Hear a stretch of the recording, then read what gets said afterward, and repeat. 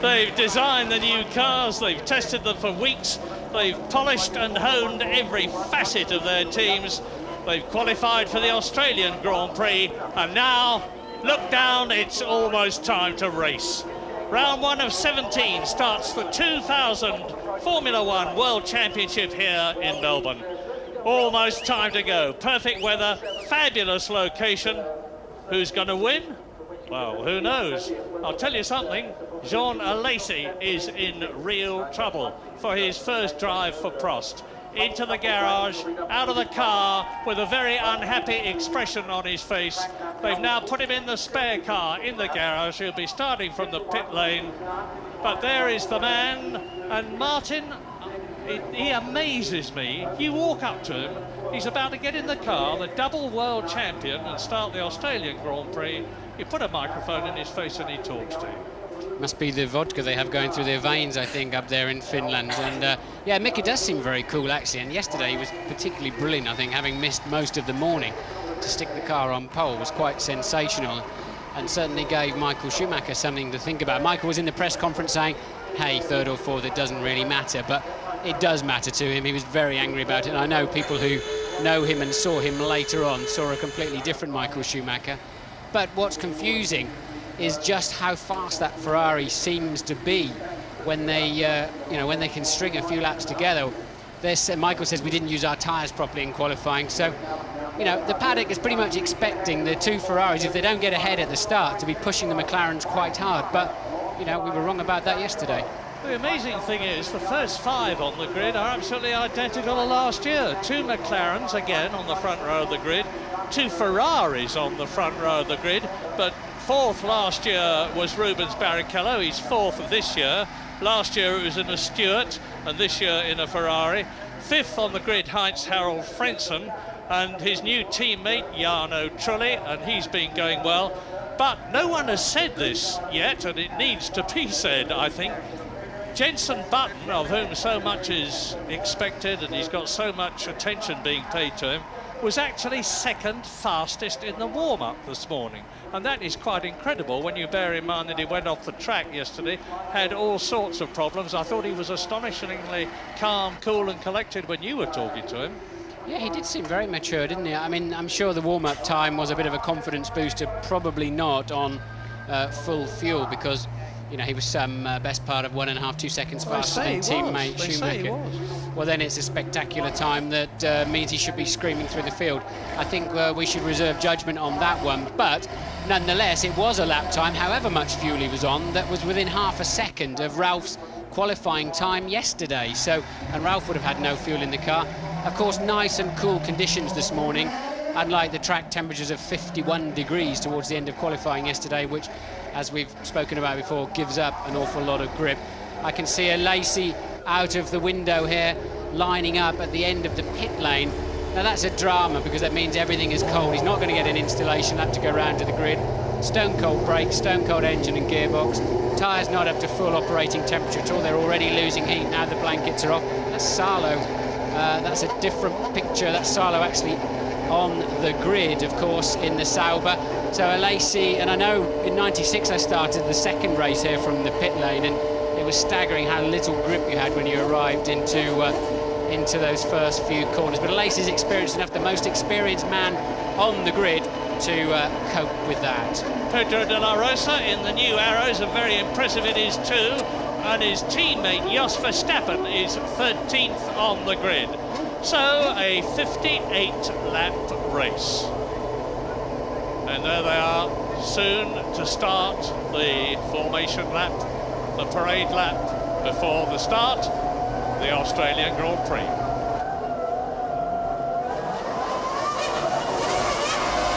And this, of course, is the formation lap. Mika Häkkinen, David Coulthard, Michael Schumacher, and if anybody trots back incidentally or has a bad start, they are now allowed to take up position on the formation lap. Unfortunately, that has not happened. Yes, they're all away nice and cleanly, and all of the cars on your right-hand side of the grid, the left of the grid from the driver's perspective, have an advantage. That is the racing line. That is going to be cleaner Unfortunately here, there's an awful lot of races through the 4-day period, and it does tend to even that grid up a little bit in terms of the level of grip. But still, Häkkänen's side of the grid, the odd numbers, will have more grip away. Well, fingers crossed for a good start. It was aborted last year. Michael Schumacher stalled his engine and had to start from the back of the grid, and then the two stewards nearly burst into flames. Interesting tactics here. Look how hard the two McLaren boys are taking that field round. That's very unusual. Normally, they'll have to back off in another couple of corners and bring the field together. Otherwise, they'll be standing at the front of the grid for the best part of a minute. They've got to hold the field up towards the end, but they really did scream away. Looked pretty much like a tactic to me. This is the approach of turn 11 and turn 12, the right-hander there.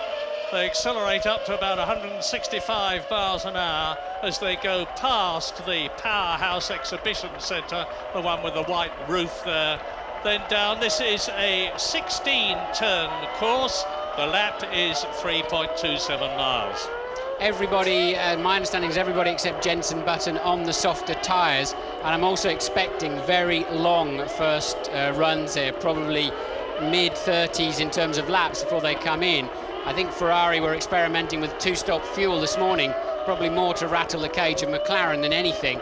I'm really fully expecting them all to one stop, and as the tyres appear to give more grip as they get older around here for whatever reason, the compound has changed this year. It seems a bit more durable. We're expecting them really to try and stay on those tyres as long as they can. That means the cars are very heavy on the line, Murray. Yep, and a credible thing in the warm-up this morning, Rubens Barrichello in the Ferrari was fastest, an amazing 1.6 seconds faster than anybody else. Quite what that means, I don't know. What it means exactly is the difference between running a one-stop fuel load and a two-stop fuel load. That weight put into the computer equates exactly, and what it also means is there's very little in the pace between Ferrari and McLaren. We'll see. There are the two McLarens. World champion Mika Häkkinen driving through the heat haze. David Coulthard peels off behind him. Michael Schumacher pulls up behind Häkkinen. Barrichello behind David Coulthard. There are the two yellow Jordans in their new brighter livery. Yes, Coulthard and Frentzen have lined themselves up at a slight angle to try to get over on that cleaner line as soon as possible. And Alesi patiently waiting in what must seem a very quiet pit lane. Well, he was starting 17th on the grid. He's now effectively starting 22nd. A big penalty, not as bad as it might have been, though. And just look at the heat. It's about 40 degrees on the track down here. Lights are on, the red lights are on. 3 lights, 4 lights, 5. It'll go out, and it will be go in Australia. Lovely start by Mika Häkkinen. David Coulthard's going well. Schumacher is third, and coming up very well is Harold Frentzen in the yellow Jordan. He's passed Rubens Barrichello. Rubens Barrichello goes down a place, and it looks to me as though everybody is through the first sequence of corners, and Mika Häkkinen has got David Coulthard riding behind him. There is Rubens Barrichello. A terrific long jam of cars. Are they all going to get round this corner? Yes, they do. Round the Sports Centre corner. And so it is McLaren leading as it was last year. McLaren second as it was last year. Michael Schumacher is third. Frentzen is fourth. Barrichello is fifth. Trulli is sixth. And in seventh position, well up, is Jacques Villeneuve in the BAR. Yes, despite all of their practice and testing to get away, the Ferraris were both particularly tardy off the line. And fortunately, Michael Schumacher was able to stay ahead of the Jordans, but Rubens Barrichello dropping down to 5th place. Well, I tell you, the Jenson Button is going through this field like a hot knife through butter. I saw the last 5 together, and he was not amongst them. Indeed, I believe he's up with his teammate Ralf Schumacher. We'll have to look down the field. He's up into 15th position. Jenson Button has moved up from 21st on the grid to 15th before the end of the first lap. Mika Häkkinen, there he is, from Finland in the McLaren. And now look, this is very different to last year. Last year, the two McLarens, Häkkinen and Coulthard, majestically strode away from Michael Schumacher. They're not doing it this time, but the first 3 are stretching away from the first Jordan. Lap 1 completed. Look at the gap there.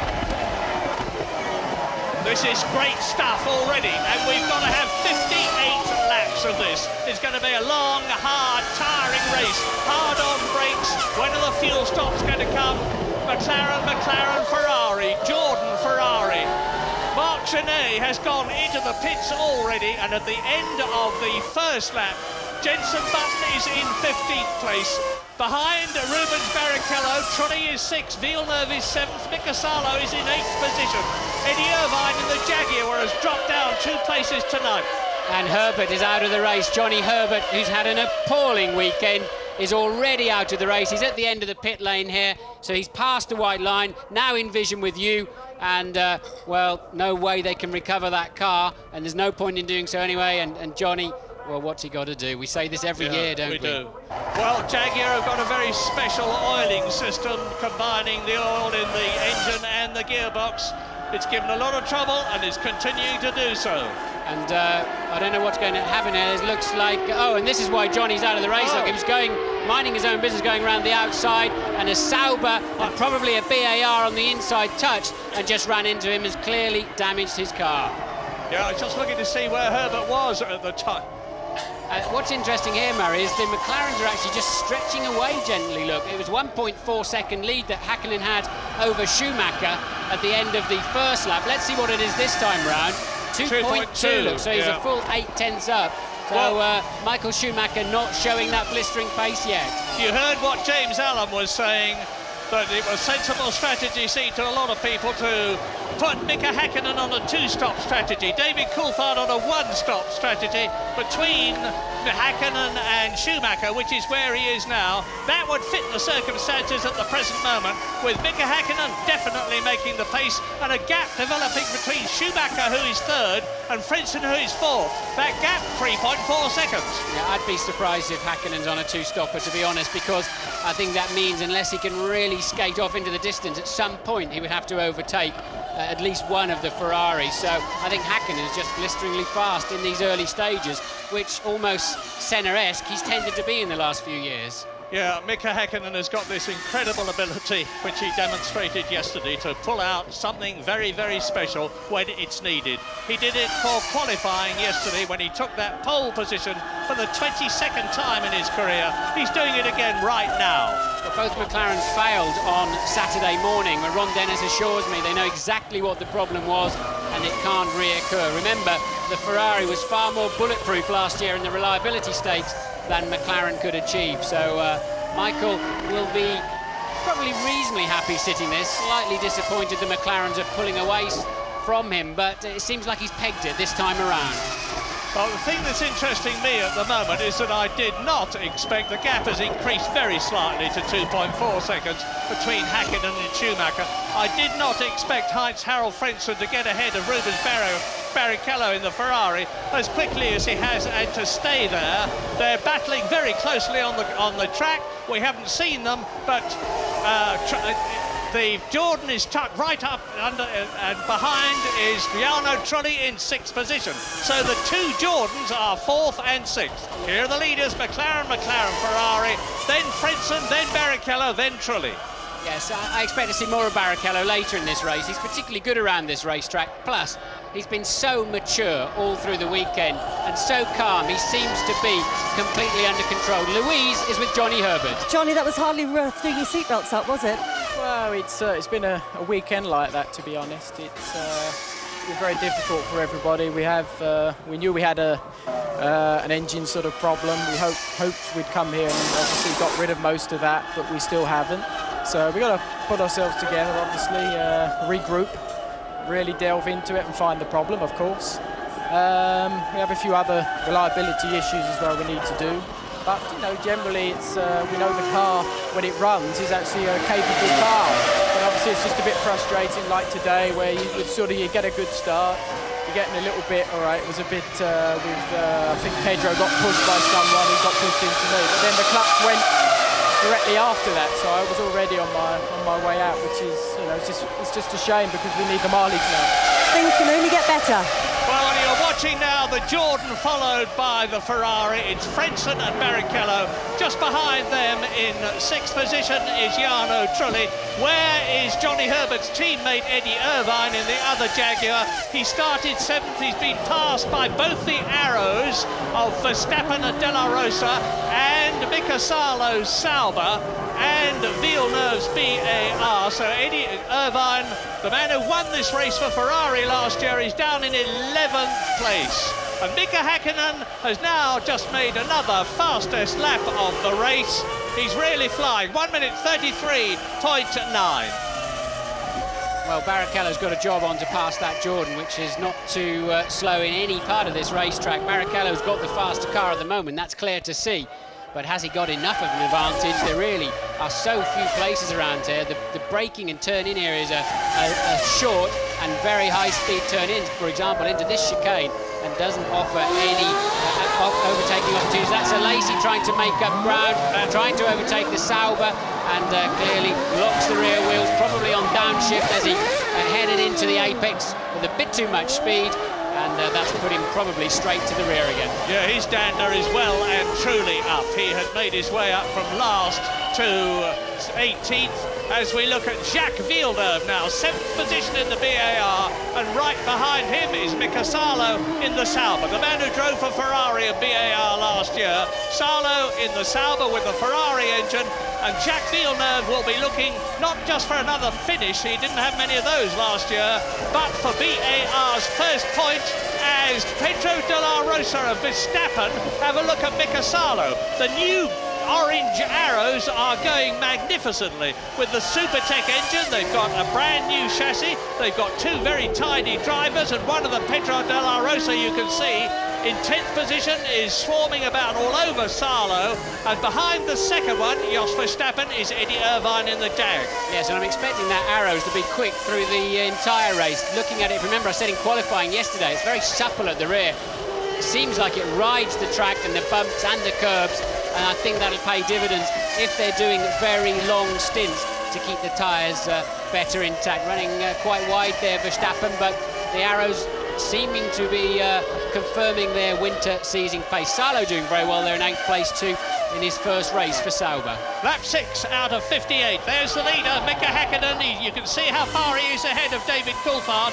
Look now for the Ferrari of Michael Schumacher. It's about 2.8 seconds down the road as Häkkinen comes through to complete his 6th lap. But Michael Schumacher is still very, very much in touch with the leaders. Frentzen is still 4th, then Barrichello and Trulli. Mika Häkkinen has just done another fastest lap, and Michael Schumacher goes quicker again. Michael Schumacher is piling on the pace. He's closing slightly. He's got it down to 2.7 seconds.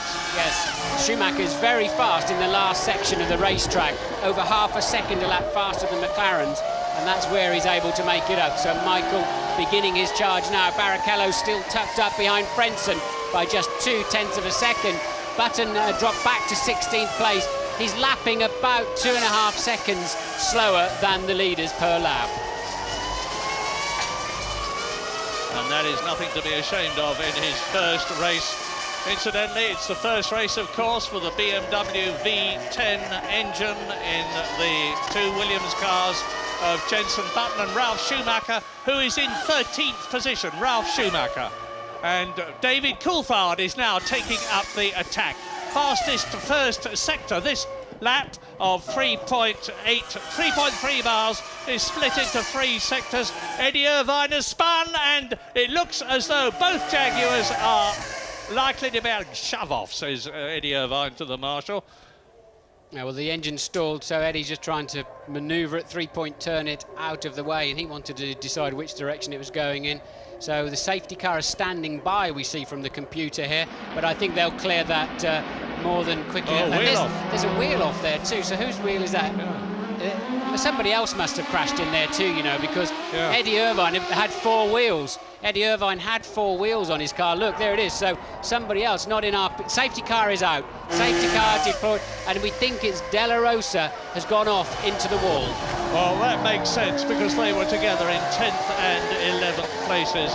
And as in 1999, so in the year 2000, The safety car goes out, which gives Michael Schumacher the opportunity to close up on David Coulthard, and David Coulthard to close right up on the race leader, Mika Häkkinen. There they are, first, second and third. What I suspect happened is De La Rosa's gone off and collected Irvine or distracted Irvine in the process, but we're waiting for a replay of that. Now let's have a look here. We're going to find out.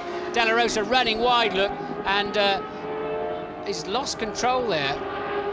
That's very strange. Is that the same car? I think that's Verstappen. That was Verstappen, not De La Rosa. Yeah, and this is the look, a front suspension failure on Verstappen's car. I wonder if it was the same problem for De La Rosa. So both arrows off in the same lap. Well, a bad opening Grand Prix for Jaguar, with Johnny Herbert and Eddie Irvine both out by the 8th lap. Don't be too discouraged, though. There's a long and very steep climb in Formula One to reach the top. And Jaguar are right at the bottom of the ladder now, starting with what was the Stewart team, but there's a lot of new things in it and a completely new motor car. So we're now on lap 8 out of 58. The field will close right up while they remove the broken bits of motor car, and the race will effectively restart, but from a rolling start instead of a standing start. Good news for Jensen, of course. That's moved him up to 13th place and enables him to close back up to the leading pack. So at the moment he's tucked up. He was just 0.6 of a second behind Wirtz before the safety car came out. Now, one of the problems in this sort of a situation is to make the safety car go fast enough.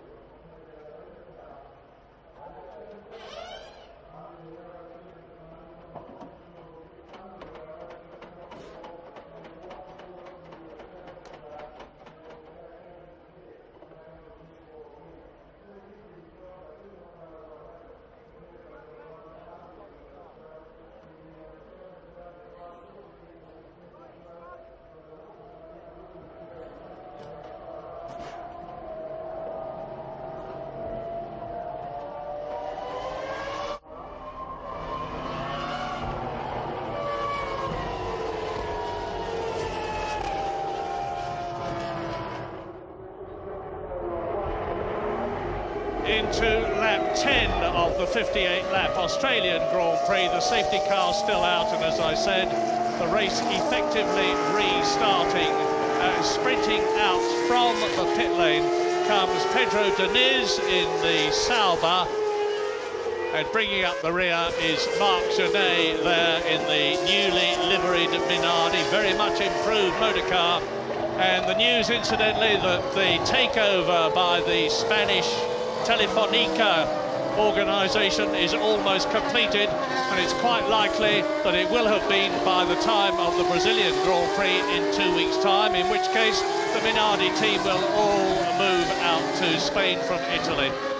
And the safety car is coming in at the end of this lap. You know that when you see the lights go out on the roof, the safety car comes into the pit lane, and mark this very carefully, the drivers are not allowed to pass until they have crossed the line.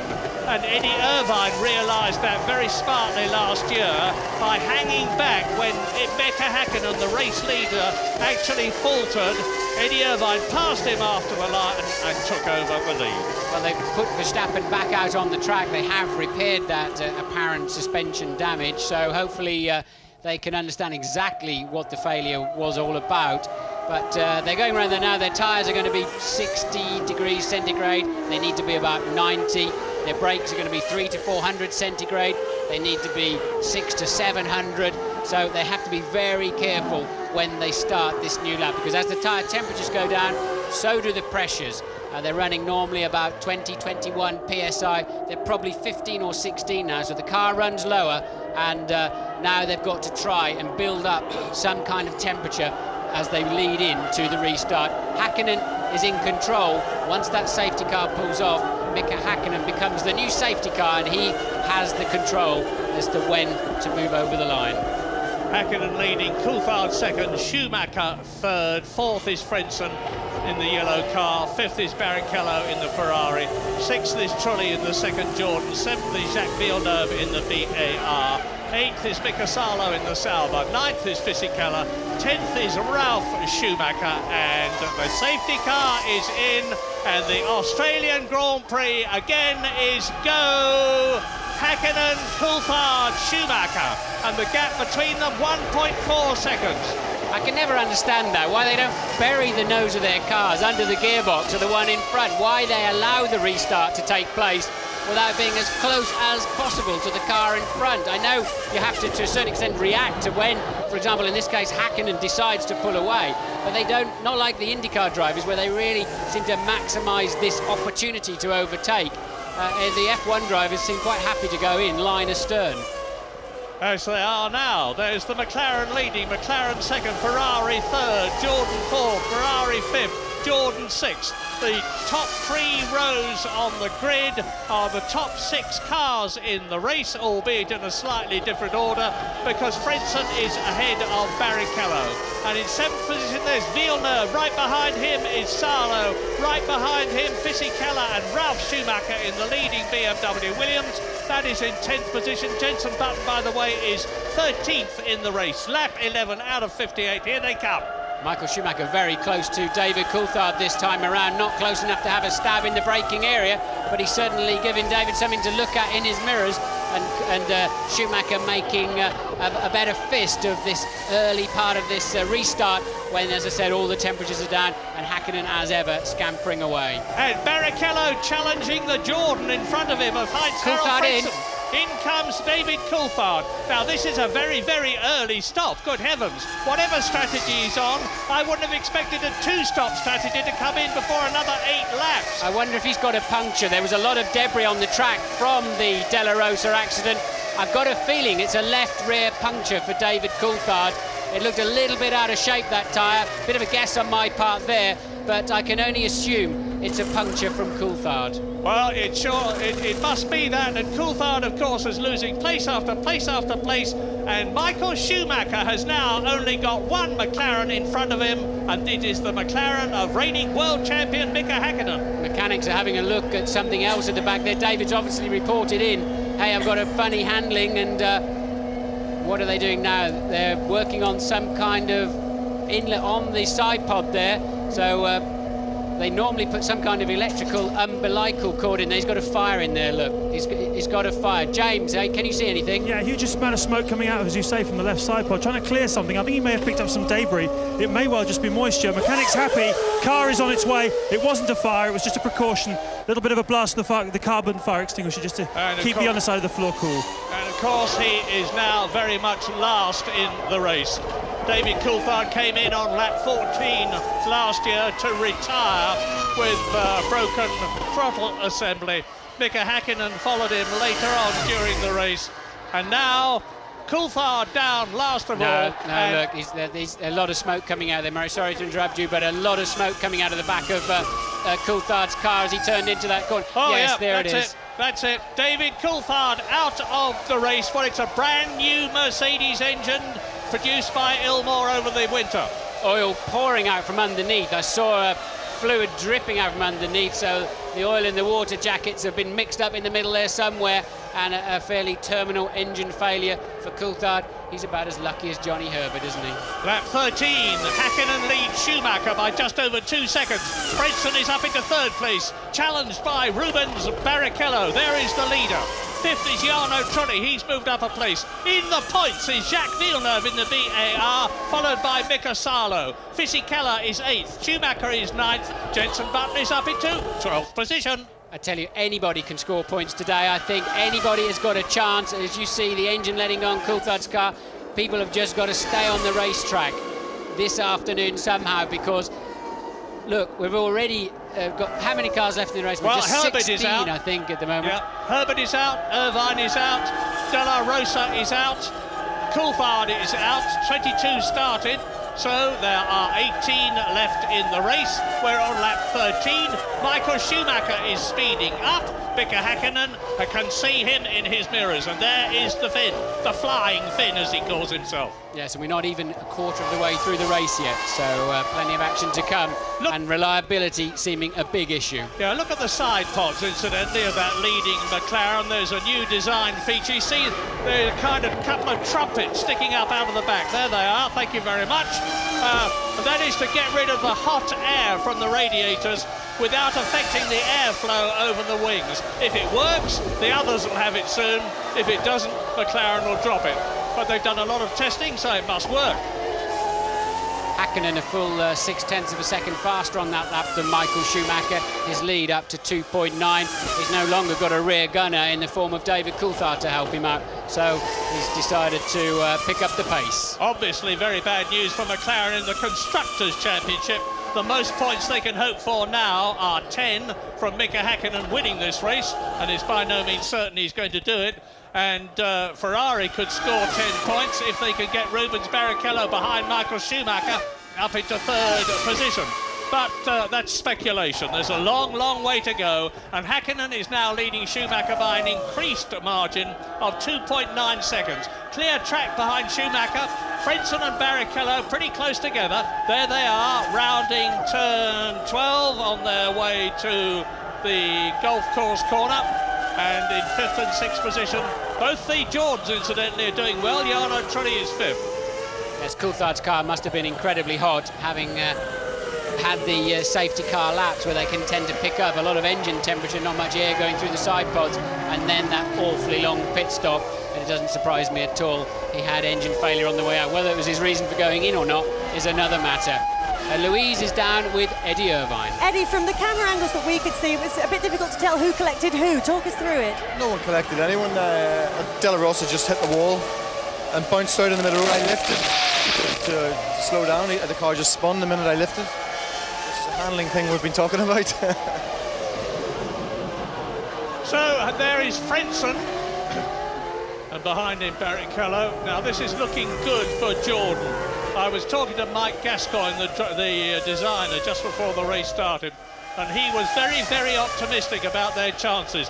Heinz-Harald Frentzen, who joined Jordan last year and won 2 races for them, finished 2nd here in Australia and showed how happy he was in his then new team. And he's now a completely rejuvenated driver, showing all the class and style that we always thought he'd got, keeping ahead of Rubens Barrichello in the Ferrari. Now we are with You're on board Barrichello. the Ferrari of Barrichello now in 4th position, looking at Frentzen ahead of us. What's he thinking, Martin? He's thinking, I need to get past this Jordan in a hurry. I'm already 10 seconds behind the leader, and he's currently lapping 1.3, 1.4 slower than Michael Schumacher, his teammate. So that gives you a gauge of how much time it's costing him in the turbulent air coming off of the back of that Jordan. and there's a few areas of this racetrack where it's very difficult to follow another car and actually see your line too. So Rubens needs to really have quite a big stab anytime soon. And just to translate what Eddie Irvine said, basically, De La Rosa went off in front of him. He lifted the throttle in avoidance and spun off. So that's quite an alarming handling trait that Eddie referred to as having spoken about before this weekend. Great to see that on-board stuff from the car, incidentally. We hope to show you a lot more of that this year. And Barrichello crowding Heinz-Harald Frenzen's Jordan with Trulli behind him. Trulli is another driver, of course, who has moved from the Prost team last year to Jordan, and news from James Allen. I'm just looking at this situation, same as you guys, with Barrichello stuck behind Heinz-Harald Frentzen. It seems to me that Ferrari and McLaren are very much on the same pace, lapping in the 132s, the 133s, on roughly the same strategy. But I'm pretty sure that Jordan's got a lot of fuel on board. They did it a lot last year. Frentzen was strong with a heavy car. He was able to push it right to the limit. And of course, that safety car period will really have helped him. He'll have been able to go longer into the race. We might even see him coming in around lap 40, 45 even, with that fuel conservation he was able to do under the safety car. He is a player in this race because, of course, Ferrari and McLaren still have some question marks about their reliability. We've just reached just over a quarter distance of this race, Murray, and we've got a situation where Häkkinen 3.4 seconds ahead of Schumacher, who's a further 8 ahead of Frentzen, and Barrichello, as you can see, just 0.4 of a second behind. Now, the race could be transformed by drivers being on different strategies. We don't know what the situation is. It's difficult to see, I think, Häkkinen and Schumacher being on different strategies to each other, but they might well be. New fastest lap for Michael Schumacher, taking 0.3 of a second out of Häkkinen that time around on a 1:32.4. Now, it's a pity we can't see it because from 9th place down to 13th, there is a colossal battle going on between Ralf Schumacher in the BMW Williams, Zonta in the BAR, Mertz in the Benetton, Jenson Button is tucked up underneath his rear wing, and Jean Alesi is up there as well. But we look now at the Ferrari of Michael Schumacher. Now, where is he in really? You can see he's out of sight of Mika Häkkinen on this part of the course, but he's quicker. The gap between the two is now 3.2 seconds. The fastest lap we've had is Michael Schumacher, 1:32.47. Fastest lap we had last year was 0.3 of a second slower than that by Michael Schumacher himself.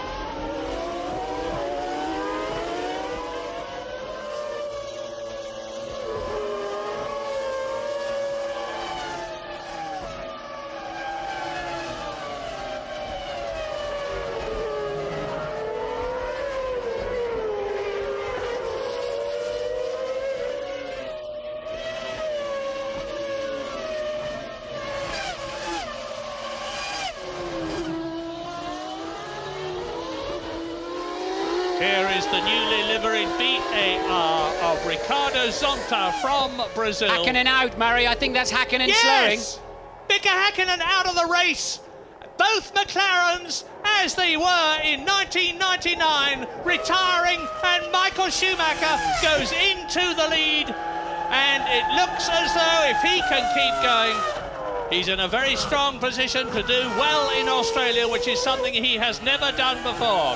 Mustn't get too excited about the situation, but a very, very unhappy race for McLaren, as it was last year. Last year they had the fastest car, but they had problem after problem through the season. And there's no doubt about the fact that it was reliability that cost them the Constructors' World Championship. Schumacher leads. The flags are flying. There is the proof. Schumacher leads the Australian Grand Prix. Hakkinen is out of it. Coulthard is out of it. Frentzen, as he was last year, is in second place, but behind a different Ferrari. Last year it was Eddie Irvine's car. This year it is that man's car, Michael Schumacher. Rubens Barrichello is third in the second Ferrari, and James Allen is in the pits. Well, Murray, I watched that drama unfold down here in the McLaren garage. Actually, it was just beginning to kick off, just before we went to the break. Everything crossed that Mika Hakkinen wouldn't retire during a break, just thinking about all the legends we get. But basically, I think it's some form of power problem. The engineers started to sense there was some difficulties. They were looking at the computer screens. They had some batteries ready. On the lower left-hand side of the side pod, there was something that they were going to hopefully top up, or it was something to do with power, electricity, I feel. It's a problem that Hakkinen had, of course, yesterday morning. He only got about 4 or 5 laps in of the morning practice session. They had to change the whole back end of the car. I think it's the same problem, possibly revisited. Something to do with power failure anyway. McLaren mechanics, of course, completely gutted. Worked very hard this weekend. Thought they were onto something here. But again, once again, second year in a row, going home with nothing. I suspect they were trying to recharge the air valve system, probably, James.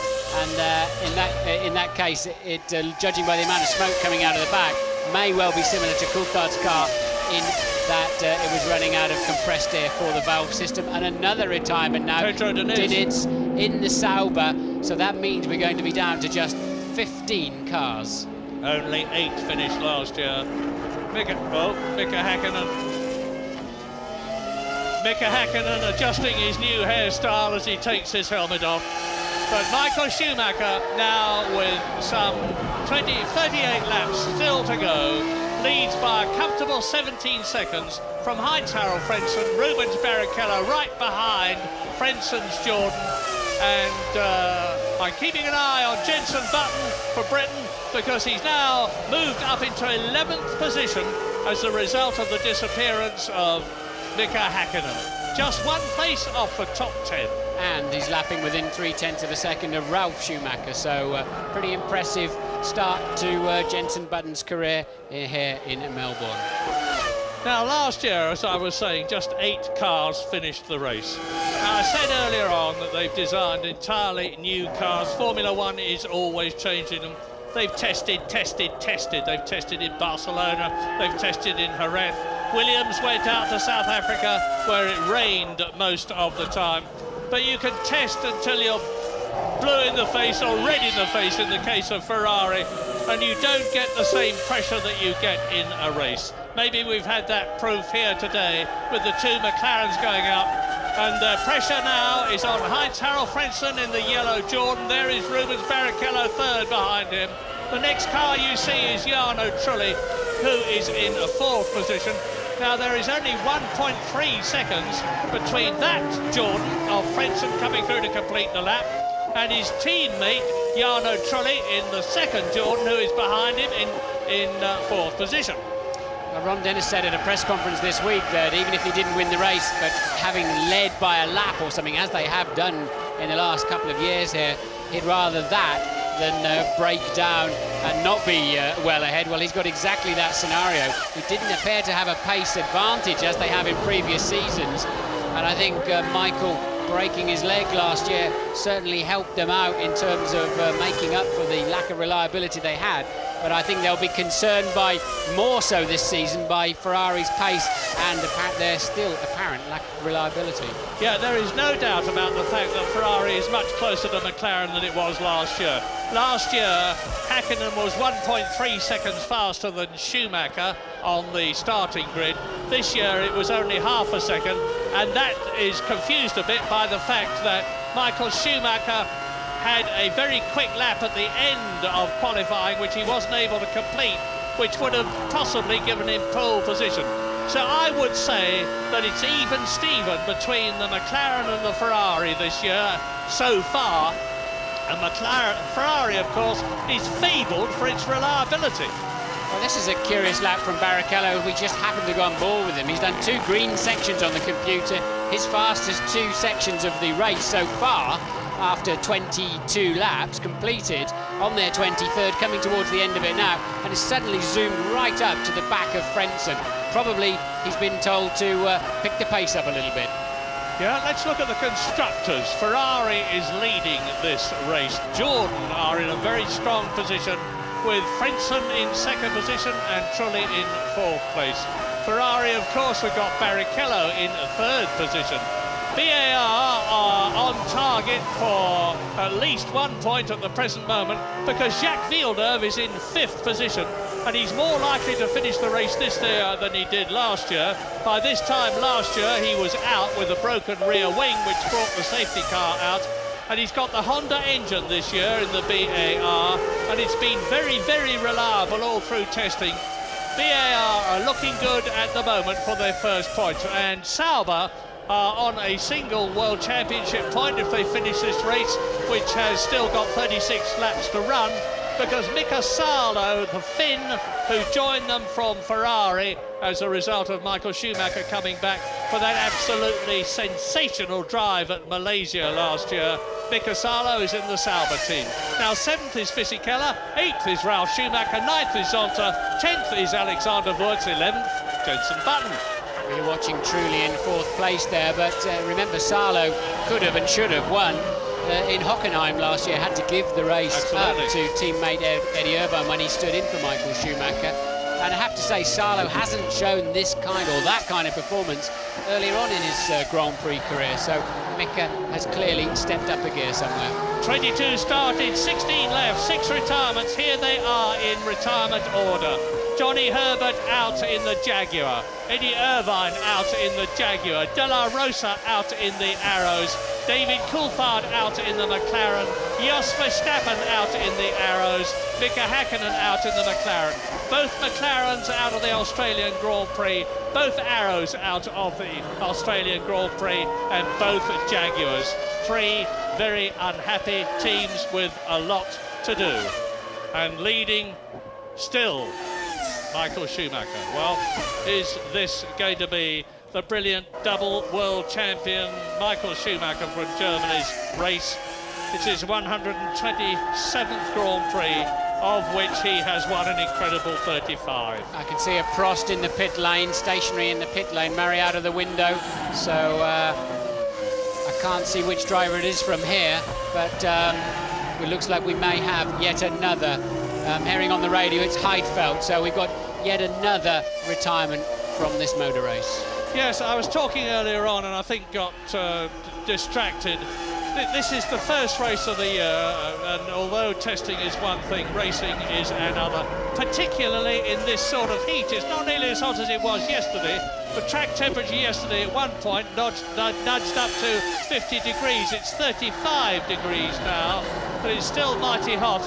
And when David Coulthard and Mika Häkkinen got out of their cars at the end of qualifying, they looked like a couple of boiled lobsters in silver suits. James Allen, news? Yeah, Murray, I'm just trying to get a little bit closer to the bottom of what happened to the 2 McLarens. It appears that both cars went out with the same problem, and it appears it's engine-based. They both had misfires. Coulthard came in to try and fix some form of misfire. The little flash of flame you saw under the car and the flash of the fire extinguisher was because the bodywork was getting hot, but the basic problem was to do with a misfire. The mechanic was working on the same area of the car that they were going to have to work on Häkkinen's had he made it into the garages. So same failure, both cars engine-related.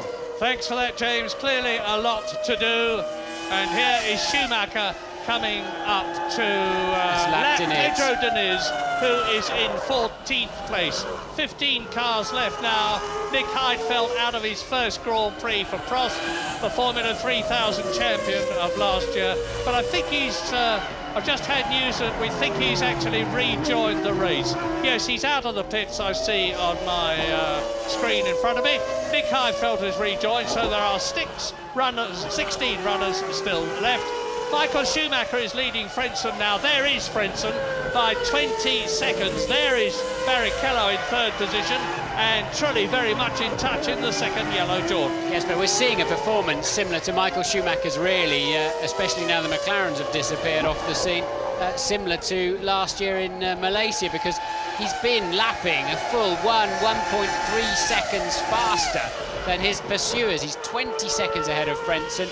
And Barrichello, I mean, Michael was quicker on that last lap, despite the traffic you saw him overtaking, and just setting a new fastest first sector of the race already as I'm speaking.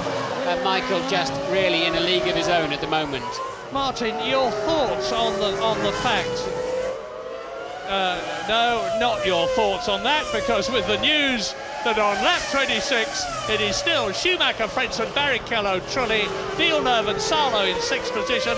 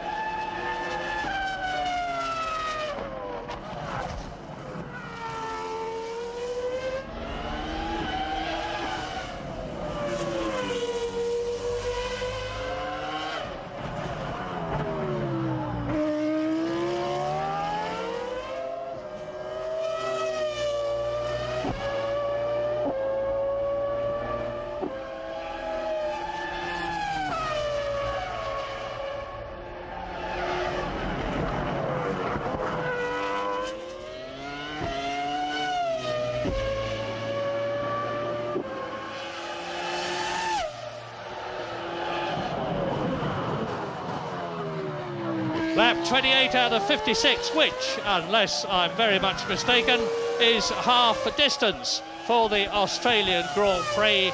Track temperature 34 degrees, it's going down, and Louise Goodman is with Ron Dennis, the boss of McLaren. Ron, I understand both cars have gone out of the race with an engine-related problem. What can you tell me about that?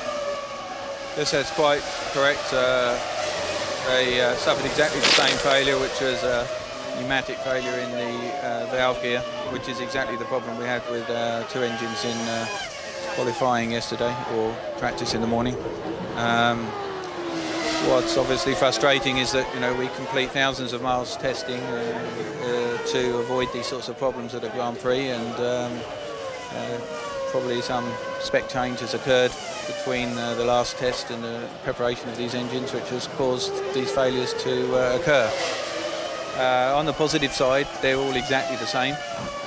It is a small failure, and as such it will be technically very difficult to resolve, but when you're dominating a race and already in a situation where you're conserving fuel and dropping the pace, it's very frustrating. I think it was a comfortable result and makes it a little bit more difficult to accept.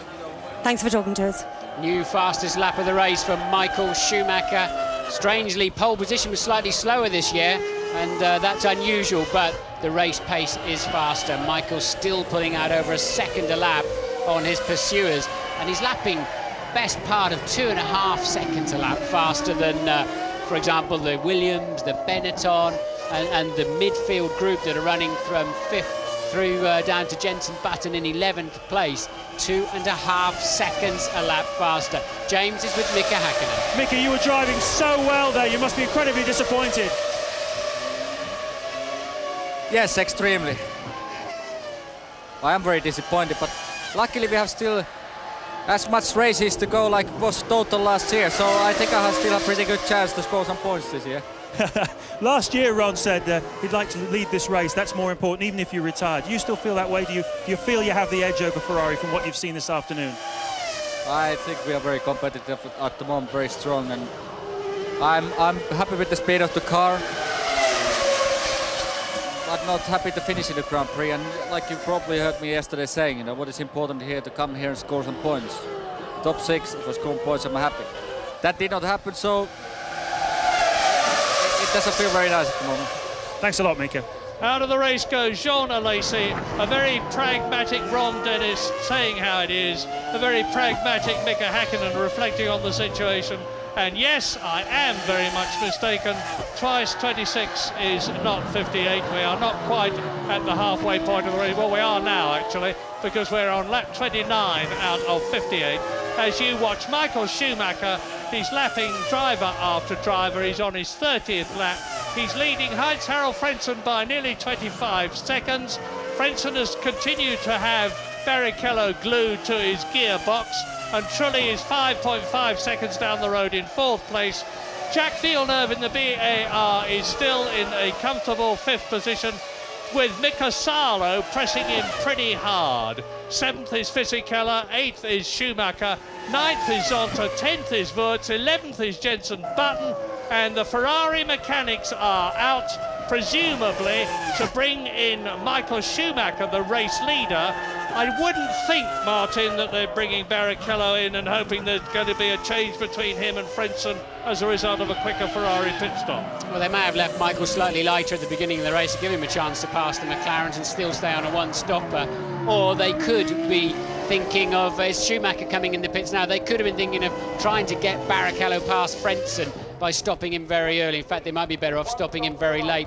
As James said at the beginning of the show, Jordan traditionally have a big fuel tank. James is down at the Ferrari pit. Michael with the new speed limit here for this year, just 50 miles an hour. It seems an eternity, and of course, as the world champions, they're right at the far end of the pit lane. 80 kilometres an hour, it seems so slow in comparison with last year. Really is going to have a huge effect on pit stops this year. A set of used tyres, scrub tyres we call them, going on. The teams have found that they go really, really well. 12.2 completely normal, one-stop fuel load, slightly slow, but hey, they don't need to rush these guys. Now, of course, Ross Brawn has got to think very hard about how he gets Rubens Barrichello in front of Frentzen, given that Frentzen is obviously going to run long on this first stint. Well, Michael Schumacher is joined just in front of Jarno Trulli, which means to say that Frentzen leads. Barrichello is in 2nd place. Now, you saw the Ferrari mechanics frantically scrabbling about in the side pods of Schumacher's Ferrari. That is because the grass here at Melbourne has been cut. Some of it has not been collected, it has dried out, and you get an awful lot of grass in those side pods on the radiators. And the teams have fitted very, very tight mesh gauze strainers, and the grass piles up on that. They have to get it out, otherwise the engines are going to dramatically overheat. Yes, and it's crucial for Schumacher to get out in front of Trulli, because even though he's got a heavier fuel load now, Trulli getting towards the end of his fuel, Michael tanked up, as we saw, on a 12.2 second stop. Roughly 12 litres per second goes in from the rig, and he now maintains track position whilst being in 3rd place. His pit stop's out of the way, and that worked out just fine for him.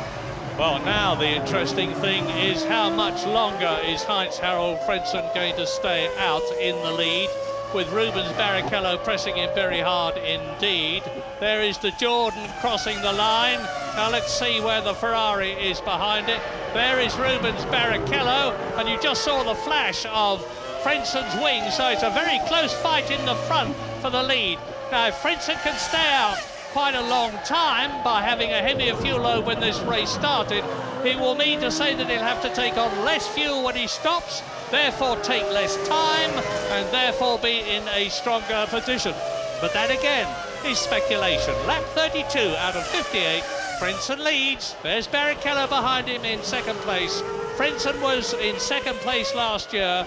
Barrichello drove an absolutely sensational race last year, because, as I said, after starting from the pit lane in the Stewart after that fire he'd had, he clawed his way up, and then he had a 10-second penalty because he passed Michael Schumacher on the line after the safety car went out, and Barrichello still finished in 5th position last year. Mika Salo has pitted from 6th position. Presumably that was a regular pit stop, and that puts Jensen Button up into 10th. Salo currently running 11th, but I think it was a scheduled stop. Now, I thought I saw Trulli emerging. No, it was one of the Minardis. The liveries of the Jordans and the Minardis are very similar this year. It's a much brighter yellow, as you can see for yourself, for Jordan, partly to defer to Deutsche Post, which is one of their new sponsors, and a large amount of money is being put into the Jordan team. You'll see the trumpets on there they are on the airbox. New sponsors all round, because as I said earlier on, there's a lot of high-tech money going into the teams, not the least of which is coming into the Arrows team from Orange. Yes, Rubens will be ruining that poor start, won't he, on the 33rd lap of the race. And, well, look how much it's cost him. He's still tucked up behind Frentzen, but I have to say, not exactly carrying him around every corner either. So Rubens appears to be pacing himself slow, but he needs to pick that pace up, because Michael in the sister car has been going significantly faster. And as a result of the disappearance of Jean Alesi, Jensen Button in his first Grand Prix for BMW Williams is in 10th position. He is in the top 10. The Ferrari pit crew are getting ready again, and this time, of course, it will definitely be for Rubens Barrichello, as Heinz-Harald Frentzen is coming up to the traffic. Salo in front of him. Yes, unless Frentzen, that's a Sauber, I think, in front, but unless Frentzen gets badly held up in the traffic, then, in fact, it's a Prost, then this is not going to work for Barrichello. Michael's gone out, and he's lapping some 2.5 seconds slower now with that extra fuel load. So clearly, pitting early is not going to help Barrichello at all. He just needs to hope that Frentzen gets caught up in some traffic, but so few cars on the road this afternoon, that's unlikely to happen.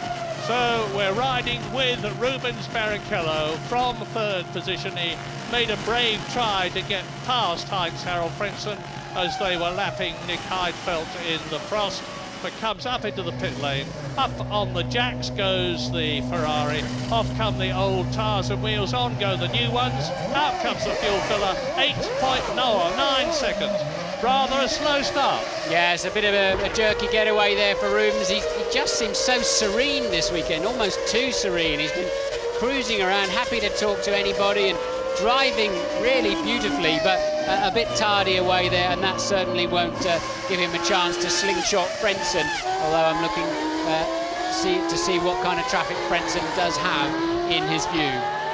So there is Rubens. You can tell the difference between the two Ferraris, incidentally, by the yellow flashes on the extremities of the front wing and on the roll bar over the airbox, and you certainly need them. He's coming up to Jensen Button now. This is going to be interesting to see how the young Englishman in his first Grand Prix in the BMW Williams, it's their first Grand Prix together, copes with new boy at Ferrari, Rubens Barrichello.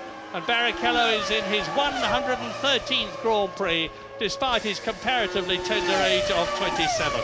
I think when it all shakes out, Button is ahead of Barrichello this time with the pit stop. Remember, with that safety car earlier in the race, it reformed the pack. So it's not a traditional situation where they make a regular stop and come back out in a predictable position on the racetrack. So I think you'll find Barrichello shakes out actually behind Jensen at this point in the race. Jensen is going jolly well, but the important thing for him in this race is not so much position, but above everything else, to get some race mileage in.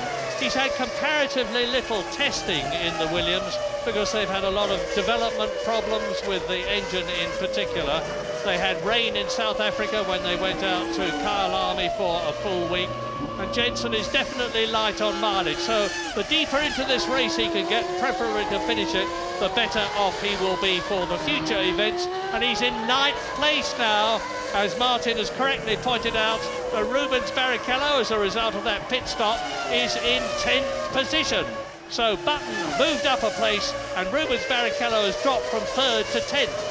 Yes, that's cost Rubens badly. That poor getaway put him behind yet another car. James, what can you tell us about Barrichello? Well, Martin, you know, I'm just looking at this, and it's very strange because for one normal one-stop fuel load, you wouldn't get it away in 8 seconds, and that's really all that Rubens was stationary for. What I'm thinking has happened here, because we had the safety car 3 or 4 laps out there, they told Rubens to run the car really lean. He's stuck behind Frentzen. He doesn't seem to be able to get past him. He's been conserving fuel for the last 10 or 15 laps. So, of course, he comes in. They put in a very short fill, hoping to get him out early so he could put the hammer down. But, of course, he messed up the getaway. So it may well be, but, of course, it messes up his chances of getting ahead of Frentzen. Just a theory, but it might be the case.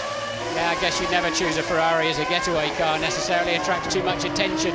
But all jokes aside, Barrichello there certainly cost himself dearly. And let's see what times Jensen's doing. Low, 1 minute 34s. Ralf Schumacher, 33.4. So he's still lapping 36 laps into the race, within 6/10 of Ralf. So his fitness... Off goes the Jordan. And it's Jarno Trulli from 3rd position. Now Button is actually running 7th at the moment, or he was. Now he's in 6th position. Jensen Button is in a position at the moment, and it's a long way still to go, to score a World Championship point in his first race. Jarno Trulli blows it in his first race for Jordan, disconsolately walks away from the car out of the gravel trap. Here it is. I think it's going to be a mechanical failure, not a driving error though, Murray. Yeah, look, the engine's letting go and locking the rear wheels. You have to get the clutch buried very quickly, and then the hydraulic pressure fades away, and that's an oil fire at the back of the car there. As you know, it then quickly burns itself out, and in comes Frentzen for his stop. Frentzen from the lead of this Grand Prix. We're assuming now he was just 14 seconds ahead of Michael Schumacher, and it's about a 28-second total cost to come in the pit lane. So Michael Schumacher will regain the lead. The big story is, where will Barrichello end up? Will he end up in front of or behind Frentzen? My guess is behind. Let's see what sort of job Jordan can do there. Look, they've got a refueling problem. Look, the refueler's not gone on yet. It's not even on at all, so this plays beautifully into Barrichello's hands, and they're still shaking their heads. They can't get the refueler started. It looks like it may be putting fuel in now. The car must be getting so hot sitting there. 23 seconds, so disastrous stop for the Jordan team. Hear this, lap 37. Michael Schumacher leads. Jacques Villeneuve is in 2nd position. Ralf Schumacher in the BMW Williams is 3rd, and Jensen Button is in 4th position. Incredible! Rubens Barrichello is in 5th place. Frentzen, there he is, fighting hard to recover what was the lead, and is now very, very much down the field for him. This race is getting red hot. Race leader. Well, we've seen the other Jordan go out with a smoky engine, and certainly sitting there for that amount of time for Frentzen will not have done his engine any favours whatsoever. Now, I wouldn't want to put any money on who's going to be on the podium this afternoon, Murray. Still such a long way to go, and so many dramas. Yeah, we've still got 22 laps to go, including the one that Michael Schumacher is concluding right now. Well, all you can say is, as I've said before, that Ferrari have up to now had reliability on their side. Michael Schumacher's now on his 38th lap, and it could be that Jacques Villeneuve is not only going to score his first points for BAR and BAR's first points after a terrible 1999, but he's going to be in second. No, he's not, because Ralf Schumacher is now up into second position as into the pits comes Villeneuve. There is the proof in front of you. And I saw one of the BMWs coming in. There is Jenson Button coming in for his race stop. Yes, the first ever pit stop of his career. So a Grand Prix career, of course. In fact, I think it's the first, probably the first racing pit stop of his in career, full stop. And a good one it was too for the Williams team on 11 seconds dead. Jenson over the white line now. He can press the button, get rid of the speed limiter and accelerate towards the first corner. New boots, take it easy, Jenson. Remember, the grip characteristics will be different in the car now from the older tyres that you've just got rid of. But on lap 38, Michael Schumacher seems only to have to keep going to win the Australian Grand Prix for the first time. But I dare not make any prophecies. I hardly dare speculate, because, as I said, BMW, who are entirely new to Grand Prix racing since they left it so long ago when Nelson Piquet won with a Brabham BMW Turbo the World Championship in when was it? 3. But they're looking mighty good at the present moment as Ralf Schumacher follows his teammate Jenson Button in for a pit stop. He follows in from second position. Now that means that Barrichello will definitely move up into second place in the Ferrari. And we better just let this round of pit stops develop and the race calm down a bit so that we can see exactly how everything has settled. Oh, there's a lot of problems. I was wondering if it was a heat problem. But it's not all that hot. 24 degrees air temperature. Ralf Schumacher, who finished third last year, going well, and we've got news from Louise Goodman. Yeah, disastrous couple of laps for the Jordan team there. As you rightly surmised, Martin, that was an engine problem for Trulli. And then, of course, Frentzen, the refuelling problem, that was a stuck nozzle. That's obviously a serious blow to Hip's hopes of repeating last year's result, and when it was all going so well for the team. Bad news for Jordan. Thank you, Louise. That 11-second stop for Jenson worked out just fine. It's actually put him ahead of Zonta and particularly Salo. Salo must have had some kind of drama. So Jenson in 7th place. Ralf Schumacher, we haven't really seen. He's got to complete his outlap yet. I suspect that's going to put him down around 5th place. Well, things have got to settle down, but quickly, here are the first 6 on lap 39. Schumacher leading Barrichello now. Ferrari first and second. Ralf Schumacher's been into the pits. Frentzen third, Villeneuve fourth, Fisichella in 5th position, and Jenson Button is in 6th place.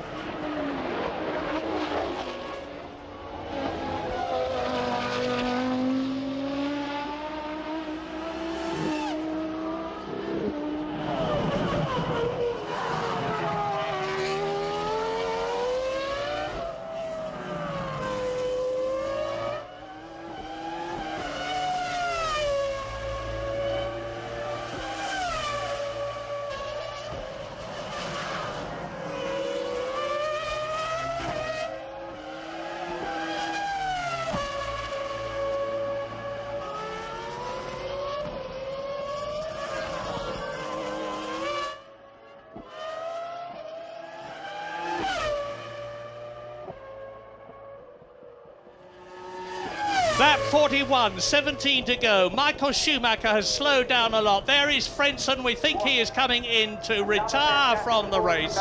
He slowed down so much. He's got a gearbox problem. That has been the Achilles heel of the Jordan car, this year's car, in testing, and it looks as though it struck again, if an Achilles heel can strike. Michael Schumacher, then Ferrari leads. Rubens Barrichello, Ferrari, 11 seconds behind him and speeding up to close the gap. Ralf Schumacher in the BMW Williams is third, Villeneuve is fourth, Fisichella is fifth, and the second BMW Williams of Jenson Button is in the points in sixth place. Ricardo Zonta is in seventh place ahead of Mika Salo. Wurz is ninth. Frentzen was 10th, but now Deniz will be.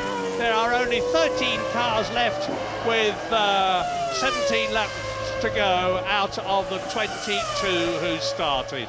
It is now a question of reliability. Rubens Barrichello setting the fastest lap of the race on a 1:31.4, some 4 seconds faster than Michael Schumacher.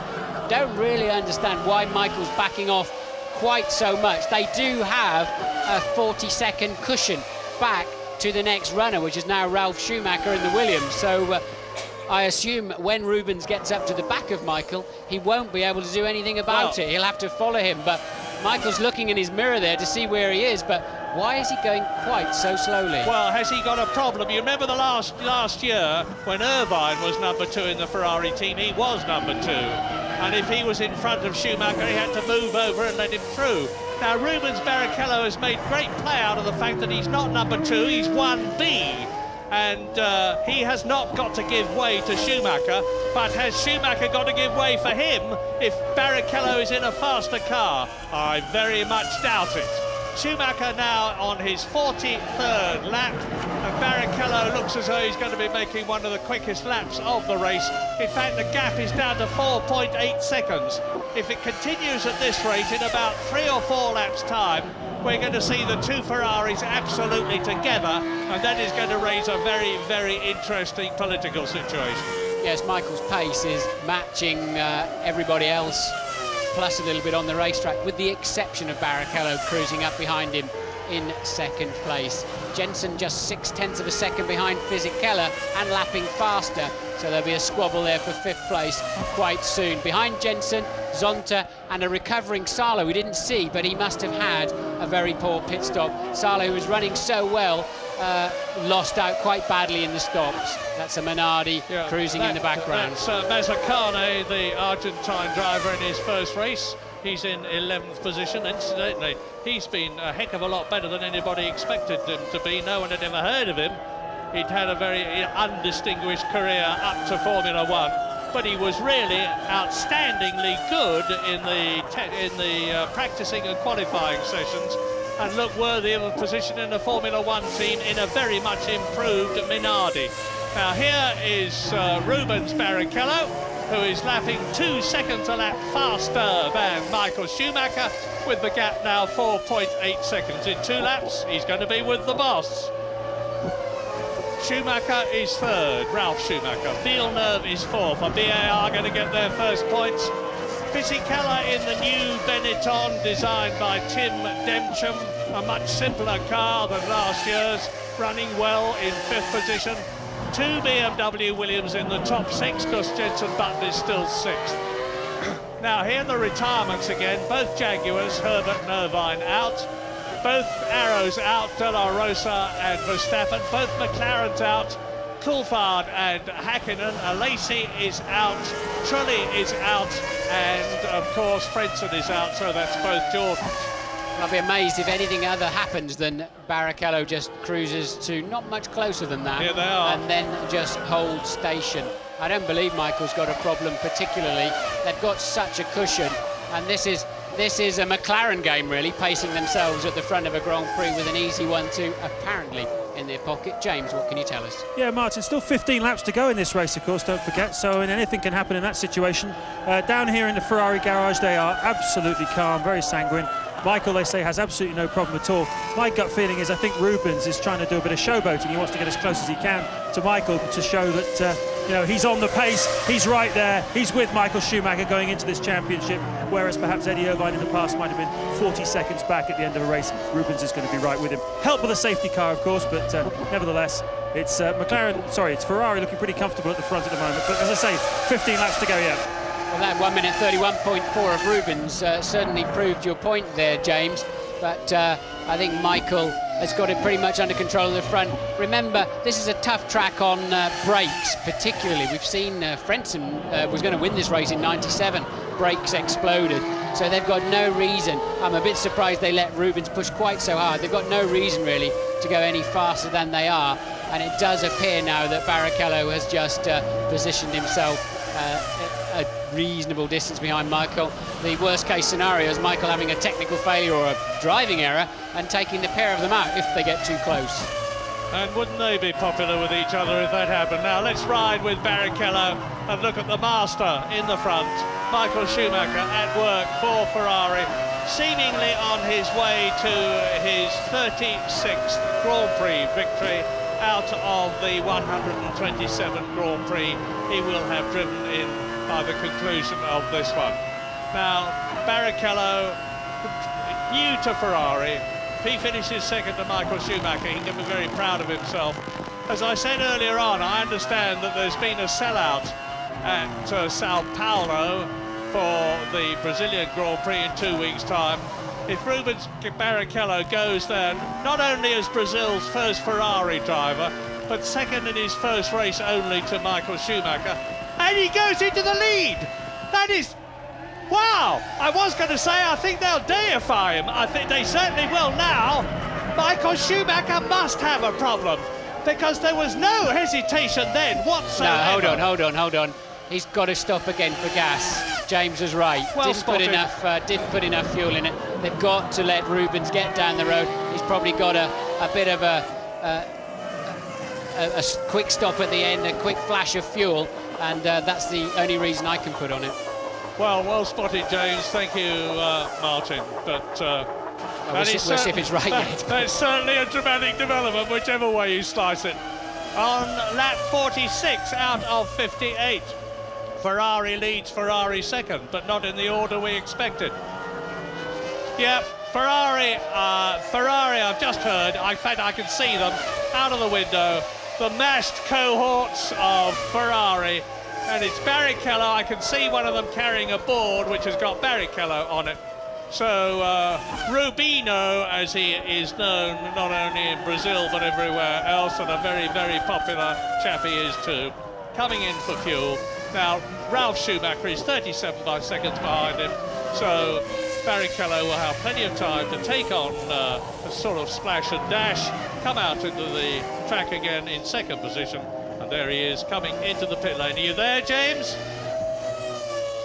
No, he's not. He's got a way to go yet. The white line going over now for the speed limiter, but yeah, well spotted there, James, on that short field. They obviously changed strategy halfway through the race to try and leapfrog him over Frentzen. He had a bad pit stop, but Frentzen had an even worse one. James is there now.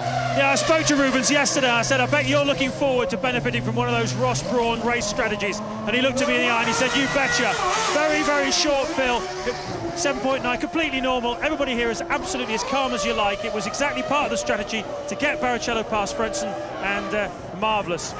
Well, Michael Schumacher has been saying all along prior to this race, it is absolutely essential for us at Ferrari, if we are to do well in the World Championship this year against a team as strong and as experienced and as successful as McLaren, with their driver partnership of Häkkinen and Coulthard, to get points early. We haven't done that in the past. We've suffered. We've caught McLaren in the latter parts of the season, but we need to be with them, if not ahead of them, at the beginning of the season. Well, at the present moment, on lap 47, with 11 to go, Ferrari are on a maximum 16 Constructors' Championship points. 10 for Schumacher, 6 for Barrichello, and of course, as out of the race goes Jenson Button. Well, that is but it looks to me as though it's not his fault. It's some sort of a problem. Look at the smoke from the back of the car, and he can say with enormous pride that he was in the points for a lot of the race. There it is. There's the confirmation. You see, there is Villeneuve going through, and Villeneuve behind him, Fisichella.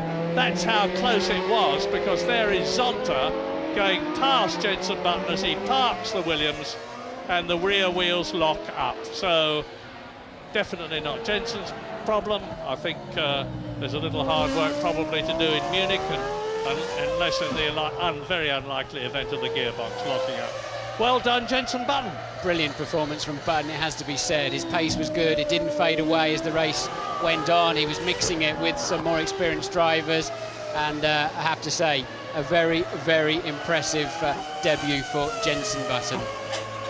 Now that means that this is an embarrassment of riches for the BAR team. Not that I think they will be the least bit embarrassed by it after the appalling season they had last year.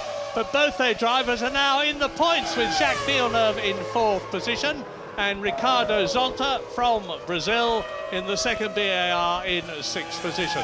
And it means to say that there are only 10 cars left now with Button out of the running, and they are on lap 48. There is the leader, Michael Schumacher. He's 26 seconds ahead of Rubens Barrichello after Rubens' second stop. Ralf Schumacher is 9 seconds behind Barrichello and lapping faster, but I think not fast enough to catch him in the remaining distance.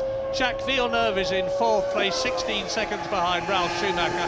Fisichella looks as though he's going to score 2 points for Benetton, and he might even score 3 because he's right behind Jacques Villeneuve's BAR, and Ricardo Zonta is 6th.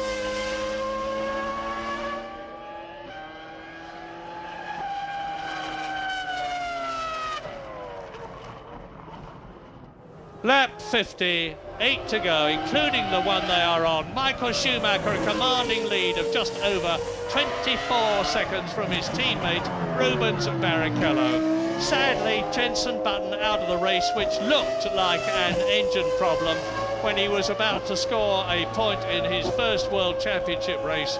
He can feel very, very proud of himself.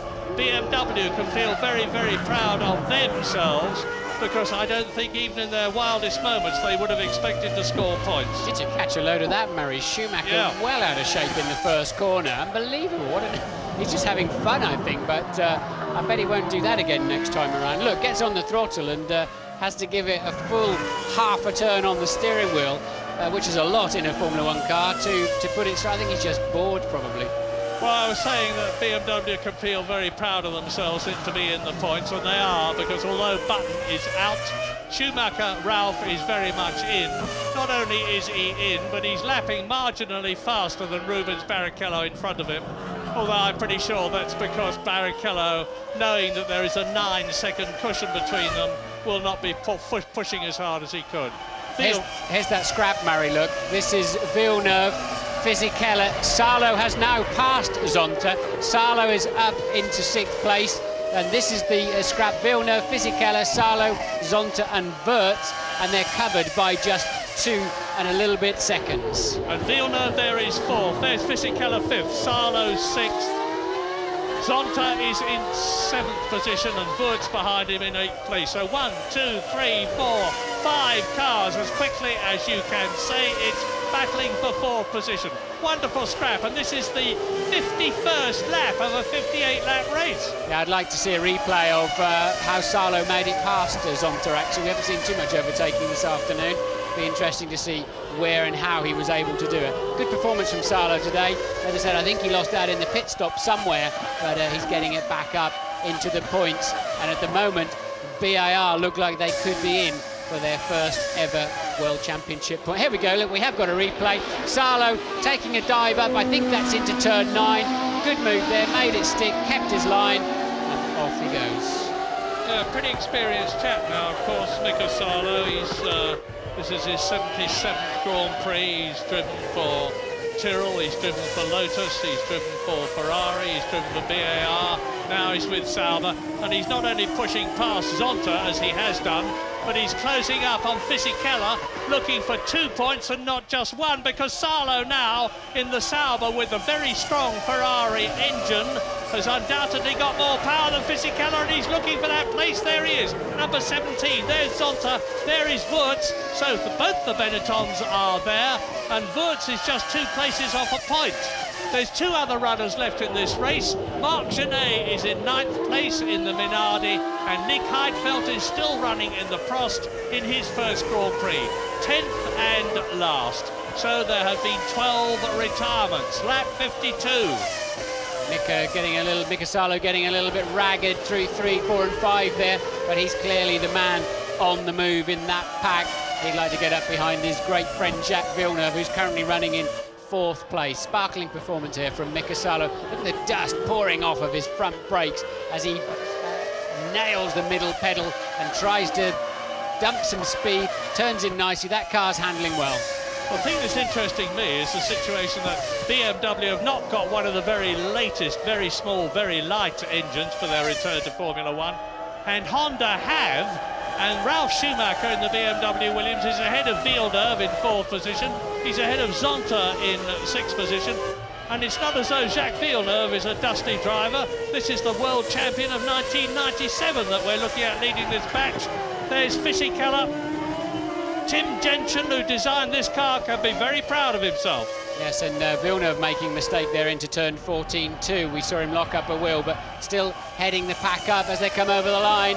There's 6/10 back to Fisichella, another half second back to Salo, Zonta, and then Wirtz. You can see in your picture now. Now, this is why these Grand Prix drivers have to be so superlatively fit. This race has been running an hour and a half. The temperature is some 30 degrees. The cockpits are very hot indeed. They're wearing heavy, fireproof suits. They're cocooned in those cockpits. They've got an 800 horsepower, very, very, very hot engine behind them. And they've been working madly ever since the race began. Yeah, first time we've seen Zonta looking like a Grand Prix driver, really. Had a poor year last year, didn't help by breaking his leg, of course, in Brazil. But he really looks, for the first time, even this weekend also, that he's actually with the car and not just one step behind it. It was Ricardo Zonta went out of the Australian Grand Prix last year, as did his teammate Jacques Villeneuve, who broke a wing not so very far away from where he is at the moment. There it's the BAR of Villeneuve, the white car in 4th position. Then Fisichella's blue Benetton, Salo's dark blue Sauber Ferrari, a light blue Benetton of Wurz following the white car of Ricardo Zonta in 7th place. If Zonta could get past Salo, who's passed him, it would mean that both the BARs were in the points at the end of the race if they finish it. Yes. Michael Schumacher is on lap 54 out of 58, 23 seconds ahead of Barrichello, with Ralf Schumacher still third. I don't think that's going to happen because Salo's the one that just overtook Zonta, Neither but Salo still very much on the move. There's a great helicam shot there as these guys move into the final stages of the Melbourne Grand Prix, and the gaps are still pretty consistent. Salo registered just 0.3 of a second behind Fisichella last time around. Well, Jordan won't be ringing any joy bells, McLaren won't be ringing any joy bells, nor will Arrows. It's been a bad race for all those teams, an even worse one for Jaguar, but great things can have small beginnings, and I know that Jaguar and all the rest of them will be applying themselves in the next 2 weeks. There's only 2 weeks before Brazil. It was 5 weeks between Australia and Brazil last year. The pressure is on this season right from the beginning with 17 races, the extra one at Indianapolis in America. All of these cars are on the lead lap. Of course, as I mentioned before, the safety car shuffled them back up around lap 15. But with Michael just cruising at the front, 2 McLarens out of the picture completely. Unusually, almost nobody's been lapped in this race, just Genet and Heidfeld, who've both had problems in 9th and 10th place, that have been lapped. Well, this is great stuff, but interestingly, Ralf Schumacher in the BMW Williams is by far the fastest man on the track at the moment. He's lapping a second faster than Schumacher, a second faster than Barrichello. He's closed the gap to Barrichello to 8 seconds, but there are not enough laps left for him to catch him, never mind get past him. Villeneuve continues to hold that 4th position. Fisichella, there he is behind him in 5th position. Salo trying to get past. Zonta trying to get to grips with the Sauber in front of him. And Alexander Wurz keeping a watching brief on all of them. These places could change in the twinkling of an eye. And there are 4 laps left, including the one they are on. I remind you that Michael Schumacher is still out there, still leading, looking good for 10 World Championship points. Rubens Barrichello looking good for 6 World Championship points in his first race for Ferrari. Ralf Schumacher, the first race for BMW Williams, looking good for 4 World Championship points and getting on the podium. That would be terrific. But this is terrific too. Somebody running wide there and kicking up the dust, but no position change at the moment. This is where Salo is quick on the brakes, but he's not close enough. But still filling the mirrors of Fisichella's Benetton. I think Villeneuve and Fisichella will be very relieved to see the checkered flag at the end of this race. I suspect they're both just struggling a little bit.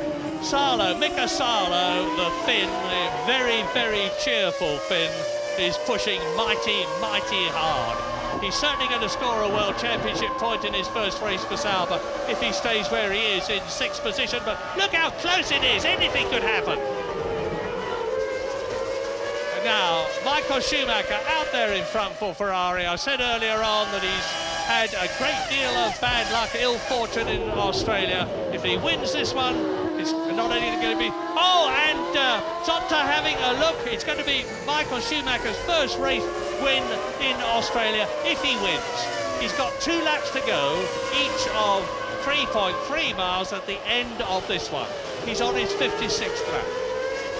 But here, the attention, I mean, Genet is a lap down in the Minardi in 9th place. Heidfeld looks as though he's going to finish his first race for Prost in 10th position, 2 laps down. Salo thinking, shall I risk a point? Shall I gamble 1 point if I get a sniff at the back of his gearbox? Shall I gamble 1 point for 2? And knowing Mika will be saying, yeah, of course I will, I'll have a go. So I don't think Fisichella's at all safe, while Mika Salo appears to have the faster car. Yeah, he's got that very powerful Ferrari engine from last year. Sauber have an arrangement with Ferrari that they will use last year's Ferrari Works engine, and we all know how good that was. Salo having a look. Wurtz trying to get through, but Jacques Villeneuve is going to be a mighty difficult man to pass. He's got all the experience. Meantime, Michael Schumacher and now the rest of them are on their 57th lap. That's the top 8 are on their 57th and the same lap. Marc Genet a lap down in 8th place. Nick Heidfeld 2 laps down in 10th position. But between the 1st and 8th places, there are just 58 seconds. Interestingly, we're looking at a gaggle of cars there, as we switch to the Ferrari, that ran very early in the year 2000, Murray, and not surprising that there's a couple of each of them in that pack there, and 2 Ferraris running strongly at the front end that seem to have good reliability. So those teams that got their car out early are certainly getting some dividends today. I was talking to Mike Gascoigne, the Jordan designer, just before this race began, and he said to me, Michael Schumacher will win this race, and I think Ferrari will win the Constructors' Championship, and Schumacher will win the Drivers' Championship. Well, we'll see, but it's a wonderful start. But I liked Mika Häkkinen's positive mental attitude. He said, hey, listen, there's 16 races left yet, and that's what we normally have in a season before we start, and I think that's a very good approach to have. Yeah. We, you know, one race, one swallow does not make a summer. One race does not make a world championship. All that Ferrari can say is they've started extremely well. All that McLaren, Jaguar, Arrows and Jordan can say is they have started extremely badly. But there's still 16 races to make up the gap or to lose to your rivals. But Michael Schumacher will be very, very happy with this. He's been enormously confident all the way up to the start of this race, all through testing and all through qualifying, even though he started 3rd behind the 2 McLarens. He said, I'm not the least bit bothered. This is a long race. 3rd is a good place to start. And it looks as though, as is usually the case when Michael says something, he was absolutely right. The flags are flying, and Michael Schumacher is coming through to win for the first time the Australian Grand Prix in wonderful style. A great sight. Schumacher wins. Fist out. Victory salute. And a euphoric Ferrari team greet him home and look down to see Rubens Barrichello. There he is, finishing in 2nd place in his first race for Ferrari.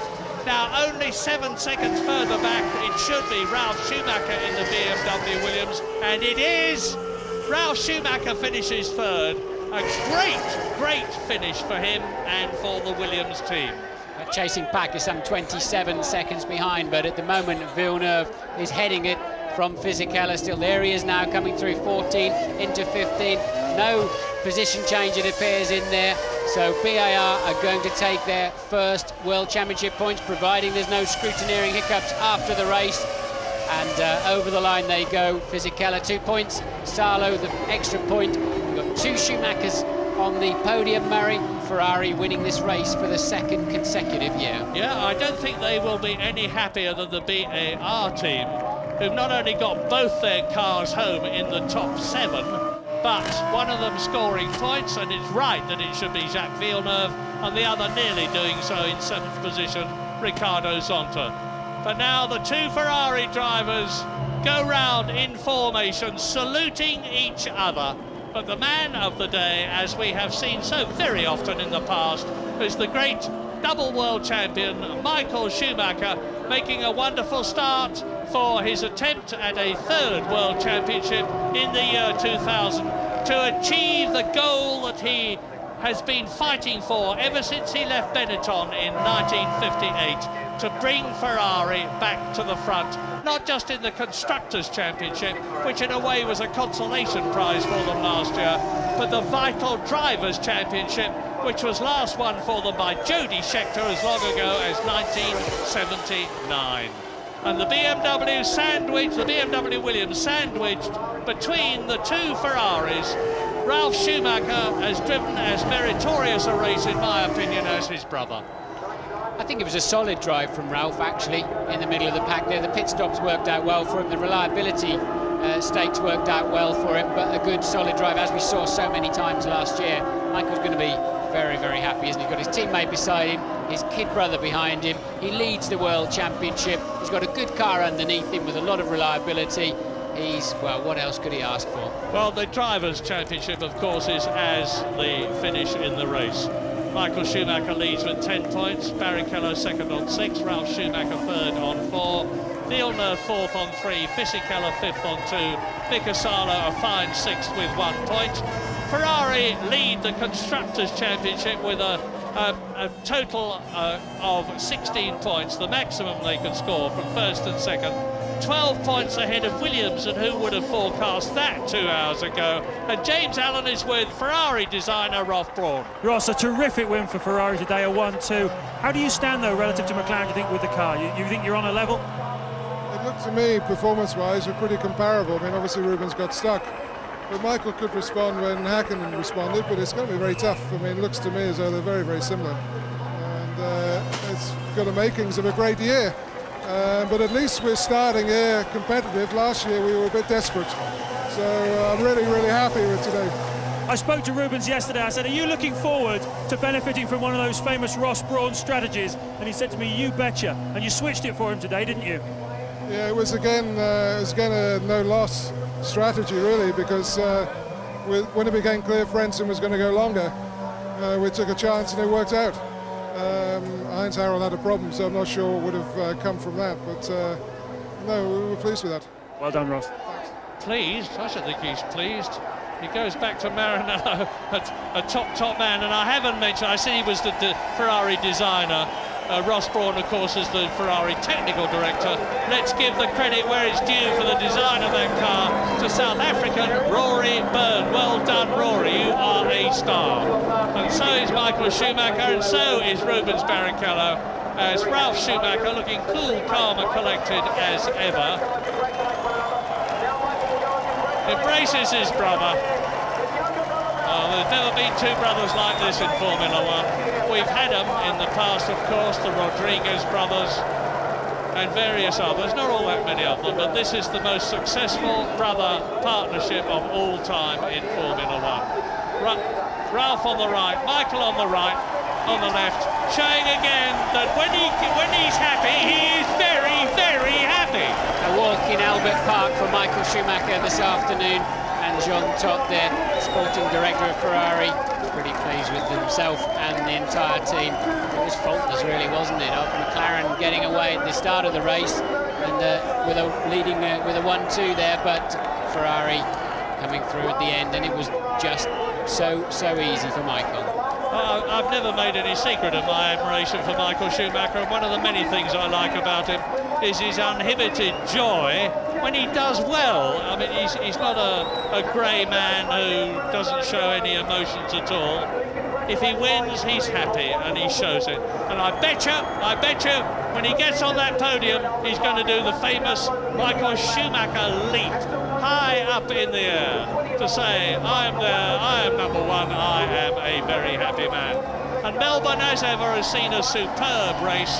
The Australians are a wonderfully enthusiastic lot. The first thing they have to do is go and be weighed.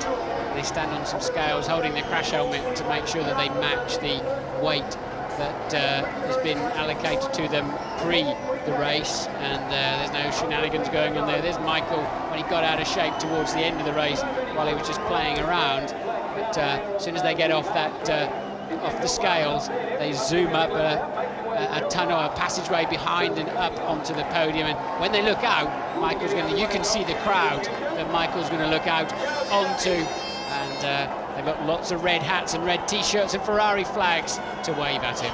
And they're a lovely crowd. They won't come over the barriers and attempt to spoil things. They're just here to show their enthusiasm.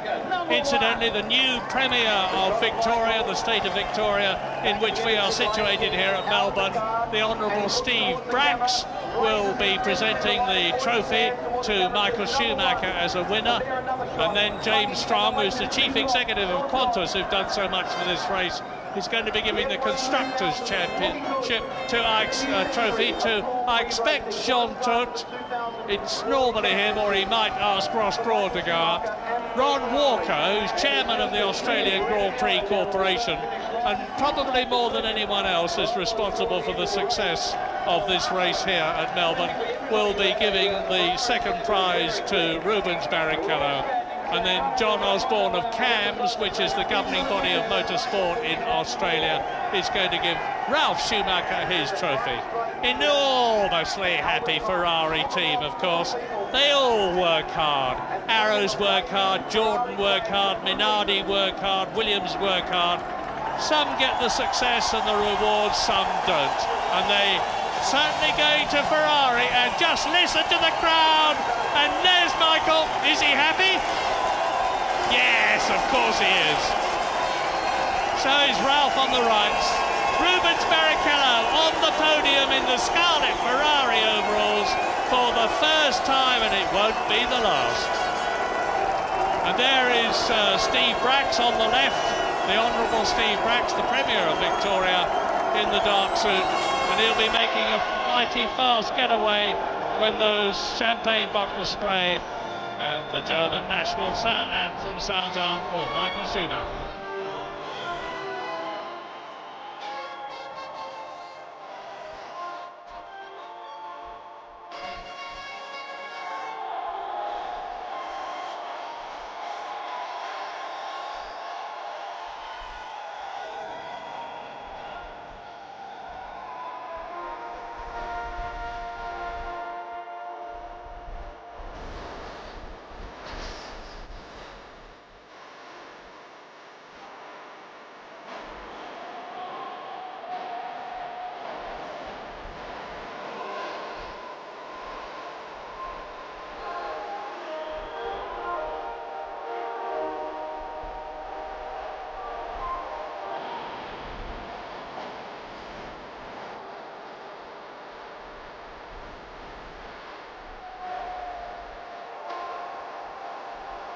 Not a bad old race for Germany with the two Schumachers at BMW.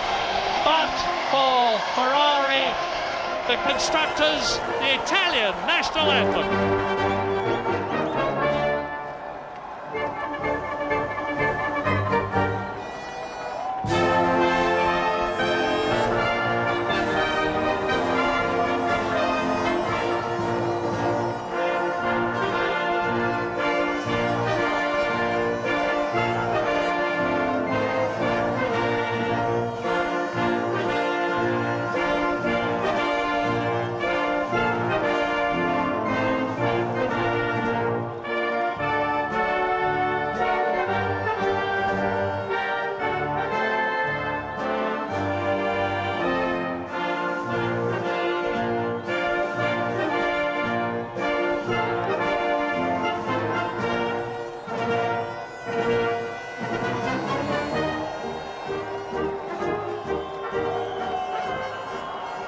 Well, as ever, Australia and Melbourne have done Formula One proud.